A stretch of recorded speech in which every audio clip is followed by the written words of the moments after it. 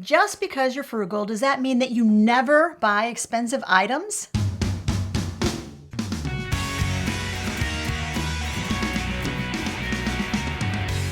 Hi, I'm Hope. And I'm Larry. From Under the Median. Now, every week on this channel, we talk about practical frugality. And sometimes within the course of conversation, we get some really interesting comments and thoughts from our viewers. And so this topic was actually spawned by a question or a comment that was sent in by a viewer named Kathy. So, Larry, what did Kathy have to say? Well, Kathy wrote, and I quote, I am debating whether to get a very high-end vacuum, and I have the cash to spend on it, just can't pull the trigger yet. Sometimes actually spending that money is really, really hard. And we're going to respond to Kathy. We're going to give her our thoughts and then give you 9 different ways that we think that frugal people tend to view expensive purchases and how we actually do buy expensive things and how we afford those things. Now we're going to answer Kathy's question, but first we're going to give you 7 different steps that frugal people tend to take before they purchase expensive items, because we do purchase expensive items. We want you to stick with us to the very end, because number 7, that's the one that is the number 1 most important step that frugal people have to take before they purchase an expensive item. But speaking of spending money, aren't we all trying to beat this Christmas rush thing right now and do all of our shopping right now? I know a bunch of you are already done. But if you're still working on your Christmas shopping, today's sponsor for the video is actually a great thing to have. Today's sponsor is Coopert. Coopert is a browser extension. They are easy peasy to download, to put onto your computer, and they search all over to find the best coupon discount codes for you while you shop. Now, yesterday, I was online doing a little bit of shopping, and I just rolled the camera, guys, while Coopert was finding coupons for me. Okay, guys, we're going to check and see how Coopert works on one of my favorite places to shop, which is Big Lots. So I put a nice new umbrella for our backyard patio and a resin umbrella base, one of those weighted bases, in my shopping cart. So let's just see how Coopert does. We're going to come up here to the C for Coopert. It's telling me it does have some coupons available. Coupons found. Here's the good thing about Coopert's coupons is it will tell you how long ago they worked. And on some of the coupons, they're going to tell you select recliners, $100 off. So it's going to give you a little bit more information. I really like about Coopert that it's going to give you all the coupons in one area. What I think is a little bit frustrating is the fact that you don't know with some of these coupons whether you're really, really close to receiving the discount or not. But let's have Coopert test the coupon codes and see if Coopert can find any way to get us more money off of our umbrella set. Coopert is telling me I already have the best price available, which, let's face it, that kind of happens sometimes when you're scouring the internet looking for your own coupons as well. So overall, I really, really like using Coopert. And if you think you would enjoy them as well, then there is a special link that Coopert provided for us, and it is in the description of this video. Go check them out. So the question is, do we buy expensive items? And when we do, how do we do it? Because I think intrinsically frugal people view it's the act of spending money. Now, we had an interesting conversation with our oldest son. He stopped by for supper last night. And we told him the topic of tonight's program. And he said, having been raised in a very, very frugal environment. And really, I mean, when we were raising all 4 kids on one income, we were frugal out of necessity. It wasn't because we were necessarily choosing to cut expenses. We cut expenses so that we could reach some goals, which on one income, which wasn't a very high income, we really needed to do. Yeah, it was tight. Money was tight. Yeah. So we didn't have a lot of money to roll out. But he made the comment, he said, having been raised with constantly thinking twice or 3 times or 4 times before you spent money, when he went away to college, he said he had to really make himself set aside a specific amount of money to go out with his friends. Because he said, I found myself spending all this time in my dorm room and not going out because I was constantly I don't want to spend that money. I don't want to spend that money. So for him, he had to almost retrain his mind that money was set aside and it was okay to spend.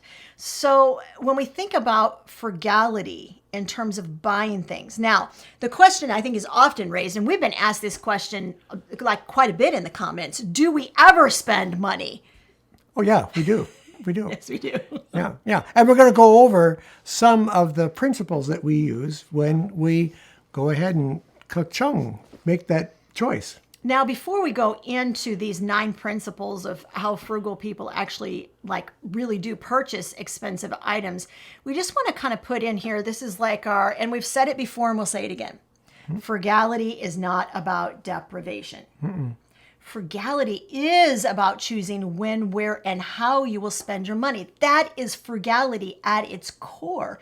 So we don't spend money, we don't nickel and dime ourselves, but when we choose to spend money, we do generally buy high quality items, and we can tend to probably drop a chunk of change. Yeah, and really what you said was kind of a key point. We don't nickel and dime ourselves on a lot of small purchases. So when we want to make a large purchase, there's the money sitting in the account ready to be spent for that item that we have very strategically planned for. So that would be our first point, would be the fact that we strategically plan for spending money. We hardly ever spend money just on a whim and go, I just think we're going to spend money on this thing.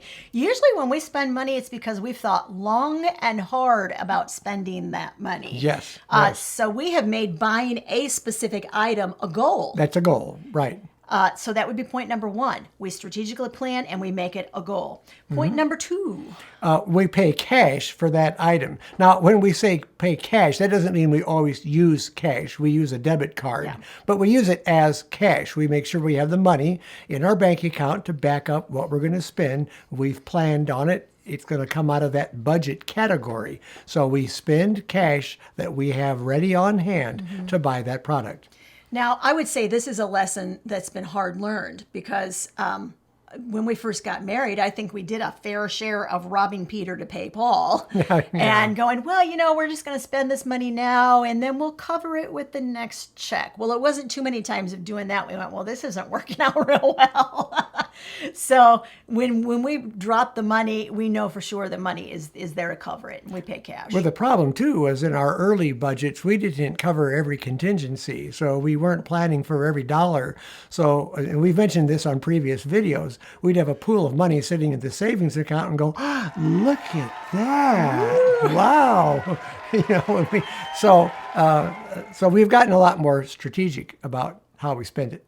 He's right. We actually did a video a few months back on 10 reasons that our first budget was an absolute abysmal failure. And that was one of the points. Yes, if you want to watch that and see what all the things are that we did wrong, we'll leave a link to it in the description of this video. Number 3, we tend to purchase items, especially expensive items, only after we have read reviews and done our research. With today's computer technology and the availability of information, you can gather a lot of information in your arsenal about what an item is going to deliver after you've purchased it. It used to be we had to rely on Consumer Reports, and you had to be signed up for it. You had to take the magazine. Maybe you had to go to the library and research and try to figure out more information on that item. I remember my dad and I doing that with synthetic oil. We went down, we spent a whole evening in the library researching synthetic oil because he was determining whether he wanted to become a dealer or not. And he actually did become one. We found good research, but you don't have to do that today. You have so many avenues. I think one of the best avenues is the Amazon reviews. Every product that they sell, you can scroll down and you can find reviews for it. I think you have to use a little good judgment on some of those reviews. I've noticed some of the reviews, especially the negative ones, are from people that have not fully understood the product. So you have to take that into consideration. But you can use CNET. Yeah. That's another good... I was going to suggest that, Yeah, that's another good website. There are a plethora of websites you can go to get some ideas on the characteristics of the product that you're considering to purchase. Now, another suggestion would be to look at good housekeeping. Remember, some of you are old enough to remember the housekeeping seal of approval. I don't know if they still do that anymore. Somebody tell me in the comments section. But when we were growing up, if a product had the good housekeeping seal of approval, that meant that it was top notch. But I looked recently, guys, and they actually still do product reviews, and they're very comprehensive. And they're a party that has not been paid to do those reviews, and that's important to look at too when you're looking for product reviews. So you know what? Just to help you out, guys, we're going to leave like links in the description of this video. You always know that there's always a section in the videos that says recommended resources from this video, and we'll leave links to those product review sites for you. You remember on electrical products, it always had to have the UL symbol on it. It was just a U Underwriters and an L. Laboratory. Exactly. I was just going to mention what it was. They do, they used to do, and I don't know if they still do it or not, but extensive testing on electronics. And let me just mention one more. It's very obvious. We're on it right now, and that's YouTube. If you want to buy a product, look up the make and the model of that product on YouTube, and you'll probably find at least a dozen reviews on that item that you're interested in. Okay, great thoughts. So we have made it a goal. We paid cash for the item. We have read lots of reviews. We've researched, and the fourth thing we do is we tend to look at alternatives. We don't take something as set in stone. Like if I can't have this kind of car or this kind of blender or this kind of, like there's no alternatives. Well, I mean, I think the truth we have to come to terms with is usually there are alternatives. So in terms of researching alternatives, I was online the other day, and I was looking for different ways to heat a home in case your furnace goes out.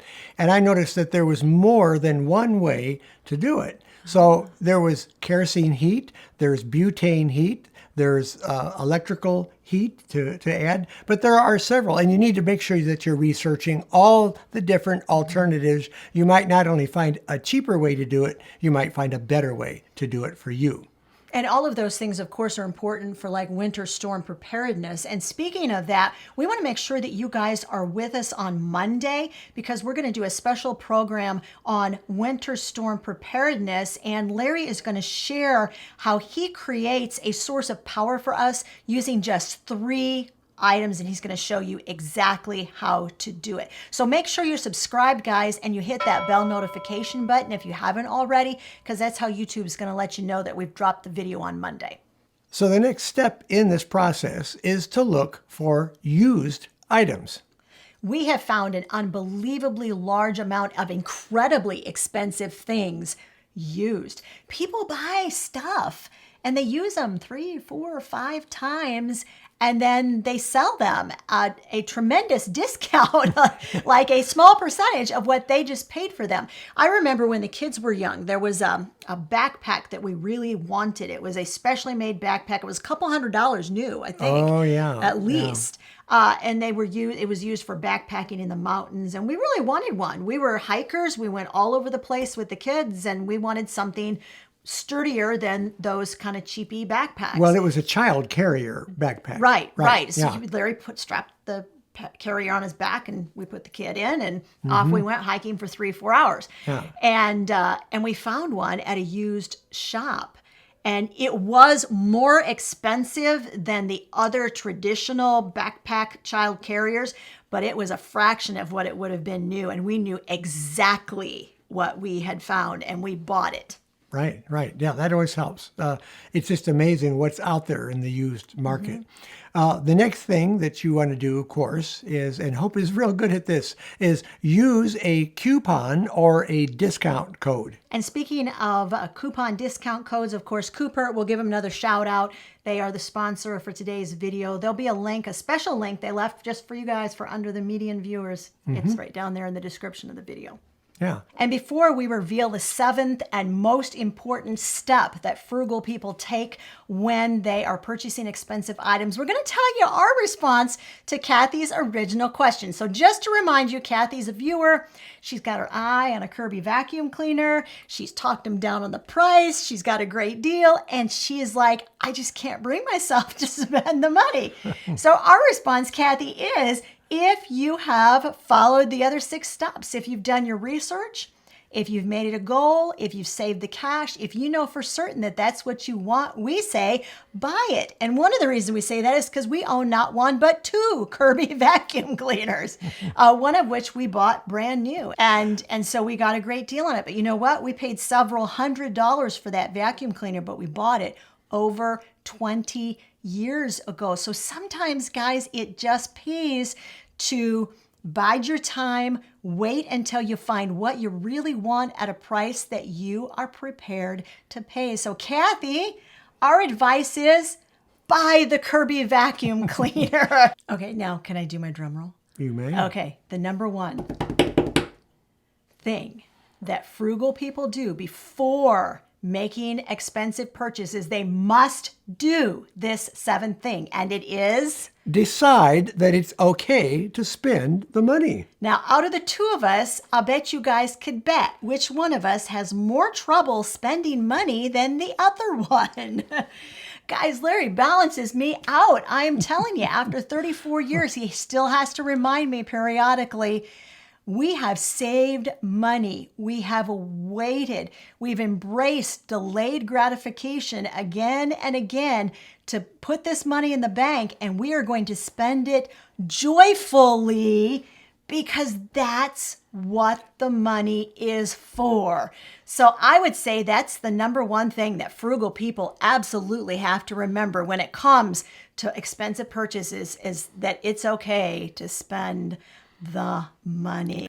Hey, if you want to know what luxuries we actually buy on a frugal budget, there's a video. It's right over there, and that's the next one you should watch to find out what we spend our money on.